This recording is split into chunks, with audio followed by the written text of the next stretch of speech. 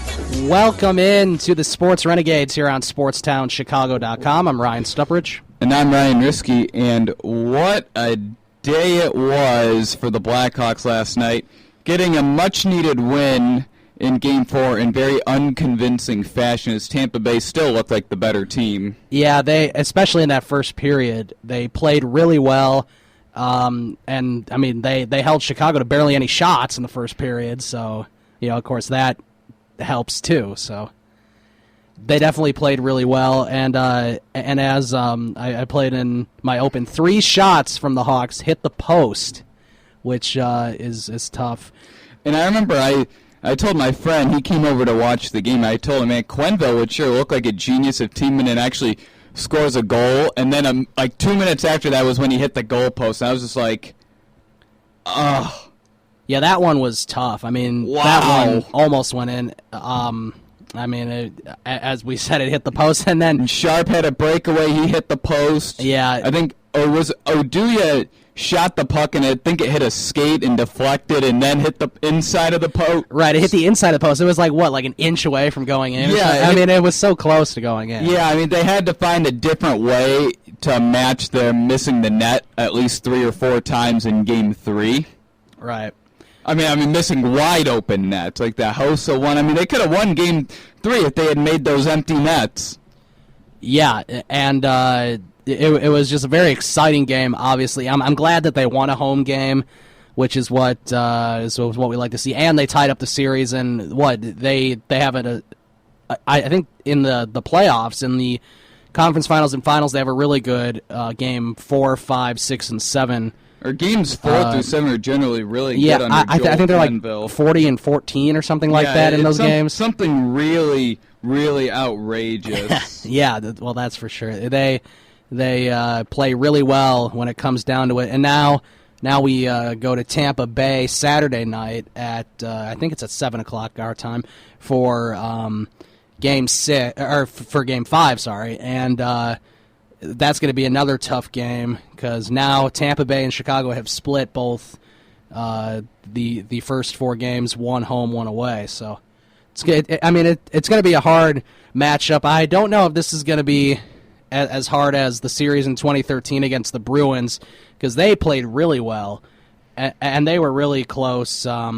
To beating the Hawks. I mean, that game 6 should have went to overtime or the Hawks should have lost, but they got those 2 goals in 17 seconds. Otherwise, it would have been back to Chicago for Game 7. In this case, the Hawks don't have home ice, though, and they'll be going back to Tampa Bay if it goes to 7. It is kind of the same scenario, though. They won Game 1 and lost Games 2 and 3. Right. And then they won Game 4, so we'll see if they win Games 5 and 6. I mean, that'd be huge if they can win Game 5 in Tampa and then come back home to close it out. That's what it sort of reminded me of, because in 2013, I'm like, the Hawks were down 2-1 in 2013 too, and they ended up winning 3 straight. That third one in dramatic fashion, but now we'll have to see because at the end of this game, last night, I mean Tampa Bay was close to scoring a couple times. I mean, they had a couple man rushes. Yeah. I thought for sure that a goal might squeak by just because that's sort of how the playoffs have gone this year. Another overtime perhaps, but it didn't happen. Luckily. Yeah. I mean, I that shot at the end that was tipped above the net. I didn't see where the puck went because I didn't either. It was tough to see. No one was celebrating like the game was over.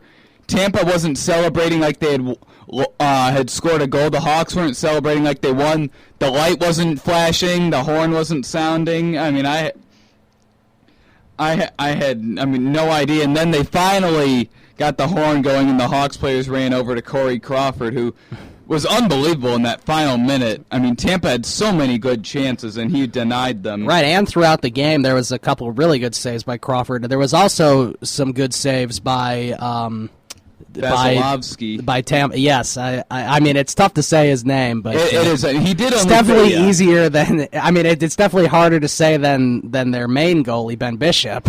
Which is not very hard to say. He did only face 19 shots, and then there were 3 shots that hit the goal post that you thought would have gone in. Yeah, he's only 20 years old, which is pretty cool. He's our age, and he's a goalie in the Stanley Cup final in the NHL, which is crazy. He did a nice job for Ben Bishop, and we'll have to see if we see Ben Bishop in Game 5. I don't know. Yeah, no. And I don't think we're going to know probably until that day, and until sometime during the day Saturday, I would think. Mm-hmm. Yeah, I know the Lightning coach said that Bishop will probably play again in this series. Right. And I saw an do you get the Chicago Tribune newspaper? I don't. I get the Sun-Times at my house. But, okay. So I'm sure it's on all the front similar. page yesterday. They were showing it was like a little chart, and it was showing the Blackhawks win and loss in each playoff game between games 1 through 7 in every playoff round since they had hired Joel Quenneville, or since the 08-09 season. Yeah. And it showed the Blackhawks are 14-1 in Game 6. Wow, 14-1 in Game 6. The only loss was that 4-0 loss to end their season when they lost to Phoenix in 2012. Okay, yeah. Oh, that was a bad game too. Yeah, that was a really bad game. That was the only Game 6 they've lost since the 08-09 season. Pretty impressive. And they're really good. I mean, as you said, they're 40-something and 14 in games 4 through 7 of the series with Joel Quenneville. Right. They're 2-2 in game 7s, except I'll take that, and 2-2 in game 7s, especially when that's only 4. So will I, especially when you only have 1 loss in Game 6s. Right, and with the Game 7s, both losses ironically went into overtime. Right. Yeah, it was I mean, just going back to this game, I mean, it was certainly, a thriller game, which is why I played the thriller open by Michael Jackson. It was getting really, really nervous though at the end, especially those last 8 minutes. It felt like the puck was in the Hawks' zone the entire time, other than when they'd clear it just to get a line change. Yeah, I mean, having an extra man for Tampa Bay, I think, really helps them a lot, like even more than a lot of teams, because Tampa Bay's young and they're fast, and but the Hawks are still the Hawks still have relatively young players.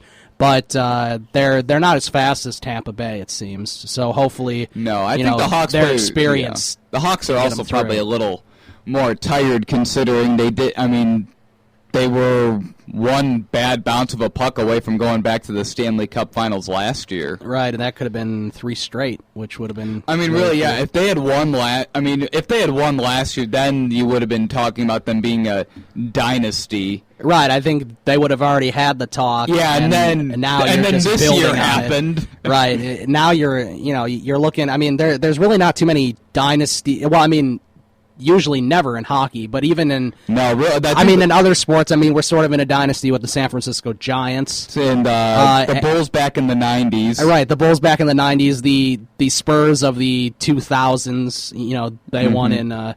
99, 03, Bill 05, Russell 07. Celtics. Notice how it's mostly basketball teams. Yeah, I mean, it happens a lot in Jordan's Bulls, right? Russell's Celtics. I mean, there's only been a couple teams that have only won a championship that hasn't had like a dynasty-like team in the NBA. So right, you have Kobe's Lakers, and then you have Magic's Lakers, who each won 5 championships. You have Larry Bird and the Celtics.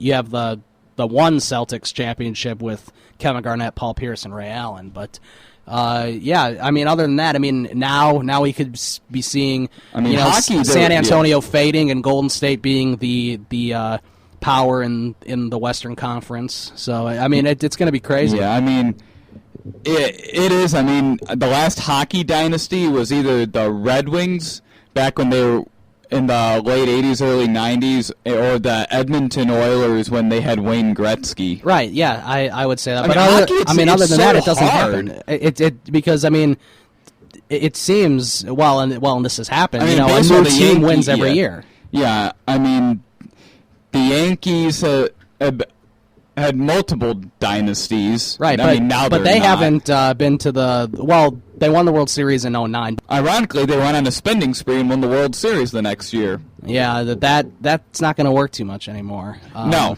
I think that might be the last team that did it.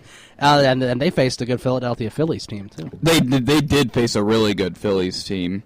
And, I mean, it really would have been so cool if the Hawks could have gotten that first bounce of the puck in overtime against the Kings, because everyone knew they would have beaten the Rangers, and that would be something, winning 3 straight Stanley Cups in the salary cap era. Right, that would have been something. Yeah, whoever would have come out of the West would have definitely beaten the Rangers, and obviously that's what happened. That's why they said that was the real Stanley Cup. And the funny thing is, next year, even if the Hawks, even if they don't get back, the conference finals could be the Hawks and the Kings again. It could be. Because as you and I were talking when the Hawks were facing the Ducks, if the Kings had made the playoffs, they probably would have beaten the Ducks just because they match up the Kings match up a lot better against their kind of play than the Hawks do. Yeah, that's what happened last year, too. What was I going to bring up? I was going to bring up something, but I don't remember what it was. Just going back to this game, the scoring, obviously the Hawks won 2-1, and they play Saturday night, tied 2-2 in the series. Taves scored 6 minutes into the second period, right after, I think it was only about a minute after Sharp hit the yeah, post. It was. I don't think the puck had gotten out of the offensive zone. Right. It was probably less than it, because Sharp hit the goalpost, and I think they kept it in. And I was thinking, oh my God, that's the second time they've hit the goalpost. And then Taves scored them. That you could really make an argument that those are 2 soft goals. Except when you hit the goalpost 3 times, that's what's going to happen.